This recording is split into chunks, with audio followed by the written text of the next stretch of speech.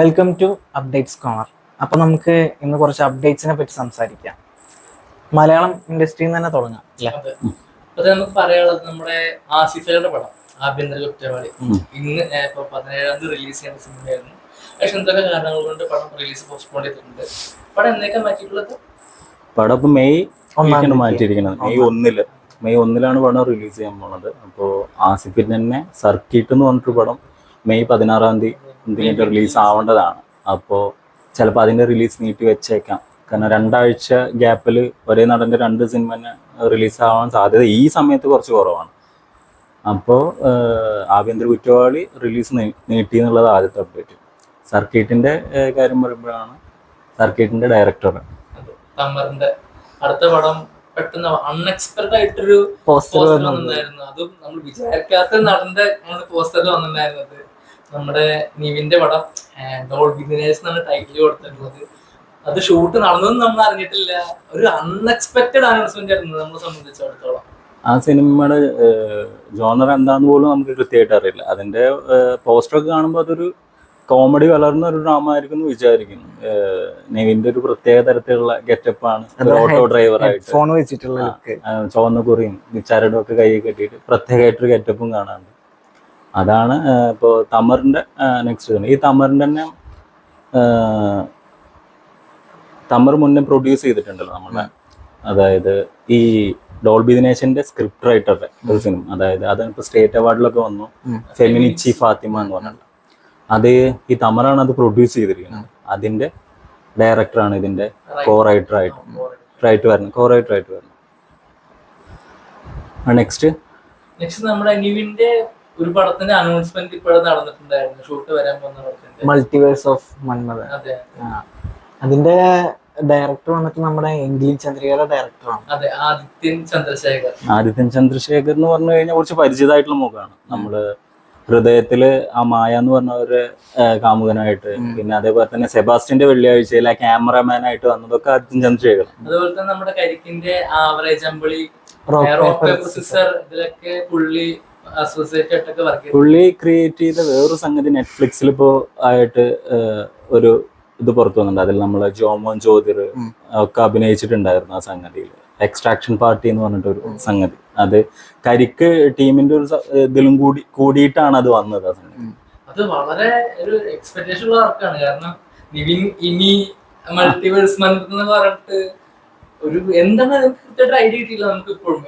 ഒരു ഫാന്റസി ആണോ super hero ആണോ പോസ്റ്റർ വെച്ച് നമുക്ക് അങ്ങനെ ഐഡിയ തരുന്നുണ്ട്. ഇപ്പൊ വിഷുവിന് ഒരു പോസ്റ്റർ ഗാലക്സി നമ്മുടെ നിലച്ചക്കറങ്ങ് പോലെ കറങ്ങുന്ന ഒരു പോസ്റ്റർ ഒക്കെ വന്നിട്ടായിരുന്നു. വളരെ ഒരു എക്സ്പെക്ടേഷൻ ഉള്ള ഒരു നിവിന്റെ വലിയ ഫിലിം തന്നെയാണ്. അതുപോലെ നിവിന്റെ ഒരു പടം ഇപ്പൊ ഷൂട്ട് വളരെ പെട്ടെന്ന് ഇമ്മീഡിയറ്റ് സ്റ്റാർട്ട് ചെയ്തതാണ്. നമ്മുടെ ഗരുഡന്റെ ഡയറക്ടർ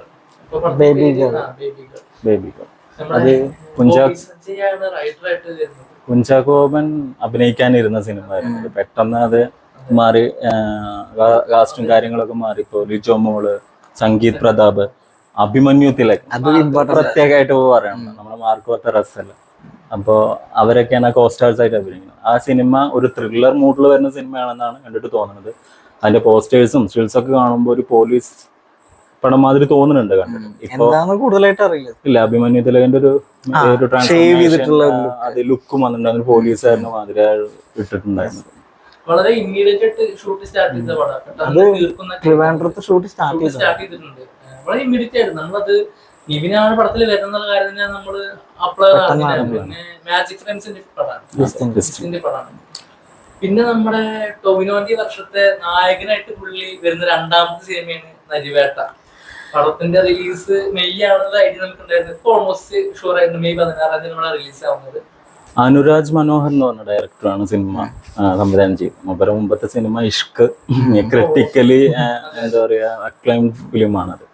അത് സാമ്പത്തികപരമായിട്ടും വിജയിച്ച സിനിമ. അത് ഷൈൻ ടോം ചാക്കോ, ആൻ ശീതളൊക്കെ അഭിനയിച്ച സിനിമ. ആ സിനിമ കഴിഞ്ഞിട്ട് വരുന്ന സിനിമ എന്ന് പറയുമ്പോൾ ഇത് ഒരു യഥാർത്ഥ സംഭവത്തെ ആസ്പദമാക്കി എടുത്താണെന്ന് കേൾക്കുന്നുണ്ട്. സിനിമയത്തെ കോസ്റ്റാർസ് ഭയങ്കര ഇമ്പോർട്ടൻ്റ്. സുരാജ് വെഞ്ഞാറമൂട് ആവട്ടെ, തമിഴ് ആക്ടർ ഡയറക്ടർ ചേരൻ ആവട്ടെ. അത് അപ്പോൾ ആ സിനിമയെ സംബന്ധിച്ചിടത്തോളം പ്രതീക്ഷ ഉണ്ട്. ഇനി ട്രെയിലറും കൂടി വരുമ്പോ നമുക്ക് കുറച്ചും കൂടി ക്ലിയർ പിക്ചർ കിട്ടും. ഈ 16-ാം തീയതി നമ്മുടെ ഡിറ്റക്റ്റീവ് വിജിലന്റെ കൂടെയാണ് സിനിമ Clash വരുന്നത്. രണ്ടും രണ്ട് ജോണർ പടം, രണ്ടും നമുക്ക് രസിക്കാനുള്ള സംഗതിയാണ്. രണ്ടും എക്സ്പെക്ടേഷൻ ഉള്ള സിനിമ. നല്ല പടങ്ങളായിരിക്കും.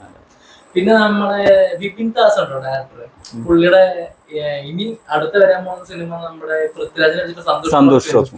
പക്ഷെ അവിടുത്തെ ഷൂട്ടിംഗ് ഞങ്ങൾ സ്റ്റാർട്ട് ചെയ്തിട്ടില്ല. അതിന് മുമ്പ് നമ്മളൊരു അനൗൺസ്മെന്റ് കേട്ടിട്ടുണ്ടായിരുന്നത് SJ സൂര്യയും ഫഫയും വെച്ചിട്ടുള്ള ഒരു പടമായിരുന്നു. അപ്പോ ആ പടം എന്തുകൊണ്ട് ഇത്ര ലൈറ്റ് എന്നുള്ള കൃത്യമായിട്ടൊരു ഐഡിയ നമുക്ക് SJ സൂര്യ റീസെന്റ് ഇന്റർവ്യൂല് പറഞ്ഞിട്ടുണ്ടായിരുന്നു. വിപിന്റെ തിരക്കുള്ള കാരണമാണ് ആ പടം ഓൺ ആവാത്തത്. പക്ഷെ ആ പടം ഡ്രോപ്പ് ആയിട്ടില്ല, എന്തായാലും പടം വരുന്നുള്ള കാര്യം പുള്ളി ഉറപ്പ് പറഞ്ഞിട്ടുണ്ടായിരുന്നു. അപ്പൊ അത് ഇതുപോലെ തന്നെ നമ്മുടെ ഗുരുവായൂരമ്പല നടക്കുന്ന സമയത്താണ് ആ പടത്തിന് അനൗൺസ്മെന്റ് പറഞ്ഞിട്ടുണ്ടായിരുന്നത്. എന്തൊരു അത്യാവശ്യം ഒരു ഹോപ്പുള്ള ഫിലിമാണ്. രണ്ട് പെർഫോമൻസ് പവർ ഹൗസുകളാണ്, ഒന്ന് ഫഹദ് ഫാസിലും ഒന്ന് SJ സൂര്യ എന്ന് പറയുമ്പോൾ രണ്ടുപേരും നമുക്ക് ഇഷ്ടമുള്ള ആൾക്കാരാണ്.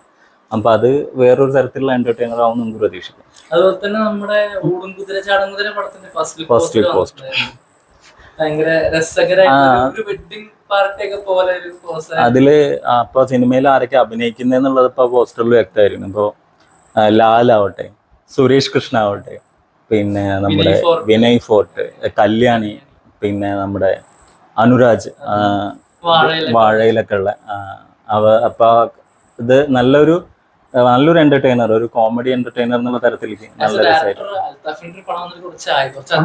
കുറച്ചധികം. പിന്നെ അതുപോലെ തന്നെ നമ്മുടെ April 4 റിലീസ് ചെയ്യുന്ന പടം ലവ്ലി. നമ്മളതിനെ പറ്റിയിട്ട് നമ്മുടെ ഏപ്രിൽ റിലീസസിനെ പറ്റി നമ്മൾ കൃത്യമായിട്ട് പറഞ്ഞിട്ടുണ്ടായിരുന്നു. പടത്തിന്റെ റിലീസ് ഡേറ്റ് കൺഫേം ആയിട്ടുണ്ട്. May 2 റിലീസ് ആവുന്നത്. ഒരു പോസ്റ്റർ ഒക്കെ കൊടുത്തിട്ടുണ്ടായിരുന്നു.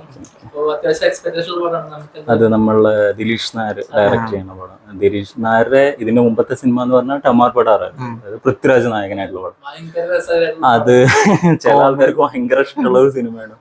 അതില് നമ്മളെ ചെമ്പന്റെ ക്യാരക്ടർ ആവട്ടെ, ബാബുരാജിന്റെ ക്യാരക്ടർ ആവട്ടെ, പൃഥ്വിരാജിന്റെ ഇതാവട്ടെ, അതില് അത് നല്ലൊരു ഇതായിരുന്നു. അത് പക്ഷെ ആ സമയത്ത് ആ സിനിമ വളരെയധികം ശ്രദ്ധിക്കപ്പെട്ടോ എന്നുള്ള സംശയമാണ്. കാരണം ഇന്ത്യൻ റുപ്പിയുടെ ഒക്കെ ഒരു ടൈമിൽ ഇറങ്ങിയ സിനിമ.